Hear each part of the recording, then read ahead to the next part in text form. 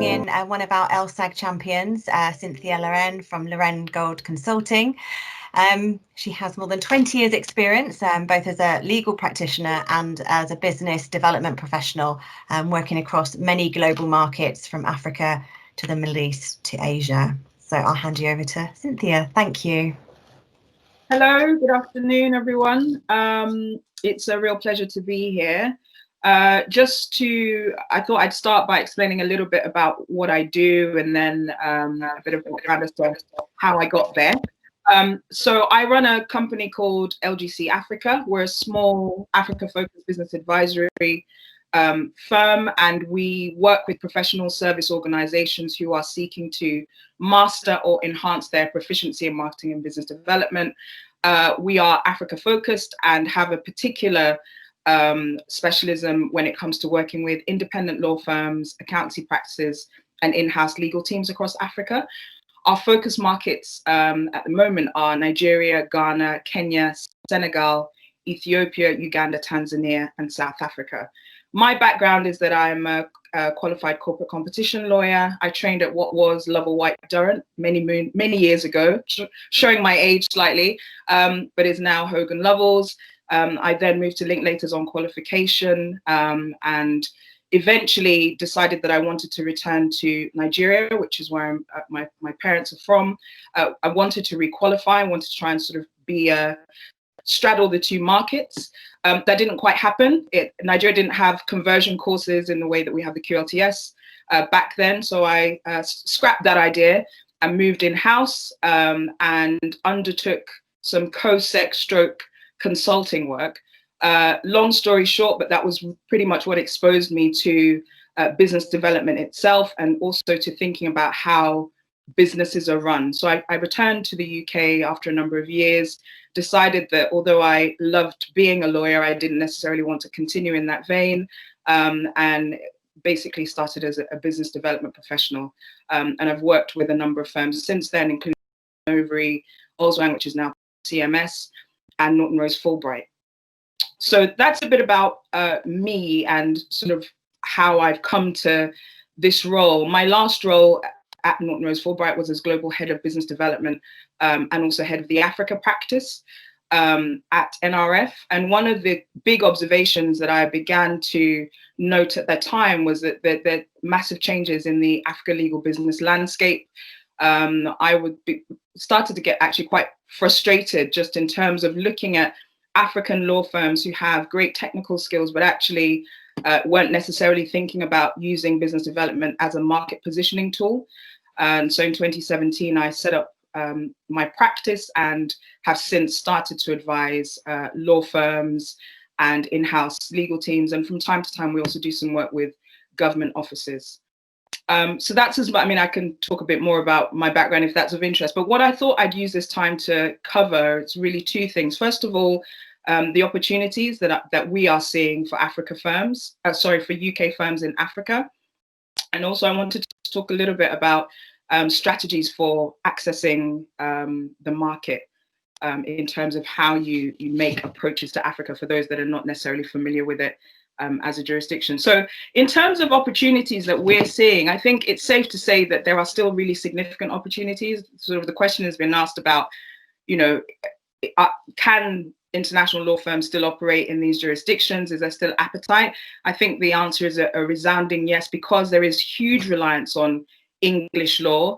And I think as was mentioned when you had your guest on from Clyde & Co last week, there continues to be significant admiration for UK lawyers and law firms and the way, law is done in this jurisdiction. But I think what is changing is that there is an increasing desire to find out who other than the usual suspects can deliver legal services. So, I think it's really timely that these conversations are happening. I think that the pandemic has certainly increased the desire amongst in-house legal teams that we work with to widen the pool of international law firms that they interact with.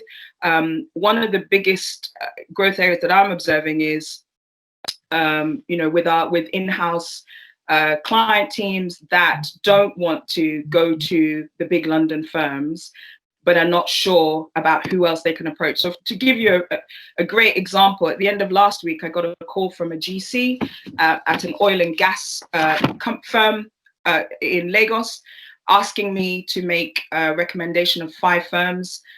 They were very specific that they wanted smaller firms.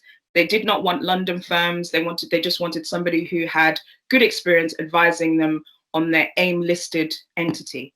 So, I think it's really important to sort of make the point that, particularly now where budgets are tighter than ever, people are thinking about moving away from using London firms. There's a lot more focus on sort of very specialist expertise. One of the other ventures that I'm working on and have been doing so for the last year is a professional association for Africa Corporate and Government Council called ACGC. We actually just launched the website yesterday, so I'm happy to share that if that's of interest. But we have over 500 in-house lawyers from across 15 African countries involved in the initiative. And again, they are very keen. We have lots of GCs and heads of legal within that organization. And they are, the question that we keep being asked is, who is there that can help us? Who is interested in Africa genuinely? Who is committed to capacity building across the continent? So I think, far away from the McKinsey report that was published back in April or so about it all being doom and gloom for Africa, I think there are some key growth areas. Certainly tech and particularly fintech, digital payments seems to be there seems to be a massive boom despite everything that's happening around the pandemic. I don't know whether people will have heard about the big deal that was done by Stripe, which has acquired Paystack, which is a digital payments organization in Nigeria. There continues to be a big focus on alternative dispute resolution. Arbitration is something that comes up time and time again. The old suspects, or the usual suspects of natural resources and infrastructure, continue to be areas that people are interested in from an Africa perspective. And obviously, I'm being quite generic in my use of Africa. One of the things I want to kind of touch on from a market access perspective in developing relationships is that, in developing an Africa footprint, I think the starting point always has to be having some clarity about where in Africa you want to focus and what it is that you want to do. I think gone are the days of having a scattergun approach to all things African. There are, very distinct jurisdictions, very distinct languages, very distinct approaches and cultures. And that is meaning that, there needs to be an increased sophistication in terms of law firms that wish to develop relationships and set themselves up from an Africa perspective. One of the things that we talk to our clients quite a lot about is reciprocity, and moving away from the idea that if you have a relationship with a UK firm, it is solely about that UK firm feeding you work. So I think, there have been great strides made in seeing work moving in the other direction. One of my clients is a development finance institution, and they have a specific objective of ensuring that actually when they instruct the local law firm first, and then the local law firm has to go out and look for UK firms. And as part of that arrangement, there has to be capacity building in both directions. So I think, just being cognizant of this is a really key part of any strategic approaches in Africa.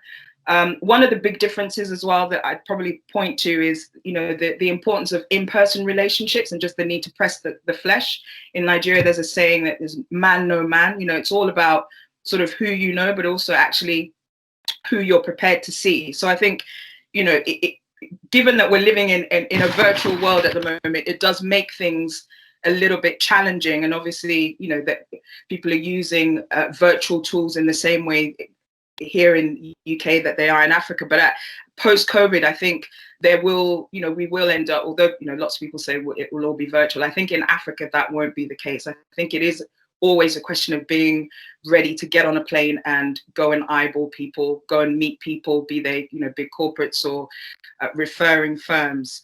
The being able to leverage things like the trade missions, I think is an incredibly valuable tool.